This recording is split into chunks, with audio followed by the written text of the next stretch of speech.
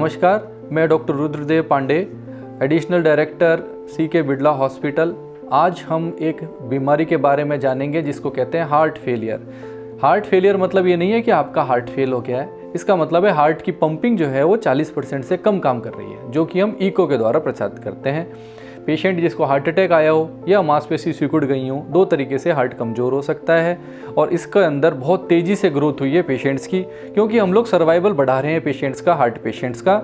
इसके कारण heart failure के केसेस बढ़ रहे हैं और अनियमित ज़िंदगी जी रहे हैं। लेकिन कई पेशेंट्स होता है जिनके अंदर हम लोग दवाओं देने के बावजूद भी मुश्किल रहती है, पेशेंट का सांस चढ़ती रहती है और उसका हार्ट काफ़ी कमज़ोर होता है। सपोज़ पेशेंट है जिसकी 15% हार्ट काम कर रहा है, उसकी दवाएं भी बहुत चलती हैं और यदि डायबिटीज़ है और किडनी की प्रॉब्लम्स भी एसोसिएटेड हैं तो ऐसा patient difficult to treat patient होता है। इन पेशेंट्स को डिवाइसेज आ गई हैं, आधुनिक डिवाइसेज आ गई हैं जिसके द्वारा हम आसानी से ट्रीट कर सकते हैं और उसकी पंपिंग कुछ पेशेंट्स में हम लोग 10 से 15% आसानी से बढ़ा सकते हैं, जिससे वो सुचारू ज़िंदगी जी सके। और साथ में यदि कोई शॉर्ट सर्किट डेवलप होता है जिसको हम वेंट्रिकुलर टैकीकार्डिया कहते हैं, ऐसे पेशेंट्स में आकस्मिक मृत्यु का मेन कारण VT होता है। पेशेंट सोते सोते रह जाते हैं, मोस्टली वही एक सिम्टम होते हैं जिसको बोलते हैं सडन कार्डियक डेथ। तो इनके लिए भी डिवाइसेज आ गई हैं। जो लेटेस्ट डिवाइस आई है जिसको बोलते हैं बाईवेंट्रिकुलर पेसमेकर, और इसमें एड ऑन होता है AICD डिवाइस, तो उसको बोलते हैं कॉम्बो डिवाइस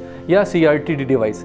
ये 3 तरह का पेसमेकर है, एडवांस पेसमेकर की प्रकार है, जिसके अंदर हार्ट के दोनों साइड के लेफ़्ट और राइट जो हार्ट है उन दोनों का एक साथ काम कराया जाता है और हार्ट की पंपिंग यदि एक सेलेक्टेड क्राइटेरियाज़ हैं ECG के अंदर तो हम 10 से 15% आसानी से बढ़ा सकते हैं। और आजकल तो रिमोट मॉनिटरिंग सिस्टम भी आ गया है। पेशेंट्स को कंपनियां जो हैं जो उनके अंदर बड़े बड़े सर्वर्स लगा के मॉनिटर करती हैं, कोई भी प्रॉब्लम क्रिएट होती है या होने वाली होती है उससे पहले ही उसको एक डिटेक्ट कर सकते हैं हम लोग। और यदि VT होता है जिसके कारण आकस्मिक मृत्यु होती है ऐसे पेशेंट में, तो इसमें डिफिब्रिलेटर डिवाइस इनबिल्ट रहती है जिसके दो डिटेक्ट करके ऑटोमेटिक शॉक डिलीवर कर देती है। तो इससे हम लोग न सिर्फ मरीज की जान को बचा सकते हैं बल्कि एक बेहतर ज़िंदगी दे सकते हैं इन डिवाइसेस के द्वारा।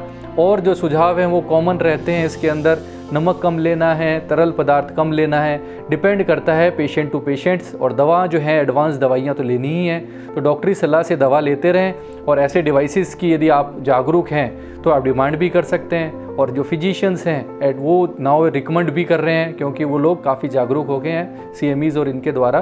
तो CRTD एक बेहतरीन डिवाइस है जिसको हम लोग एक सेलेक्टेड सबसेट के अंदर हार्ट फेलियर पेशेंट्स में यूज़ कर सकते हैं और पेशेंट की ज़िंदगी को बहुत बेहतर बना सकते हैं। धन्यवाद।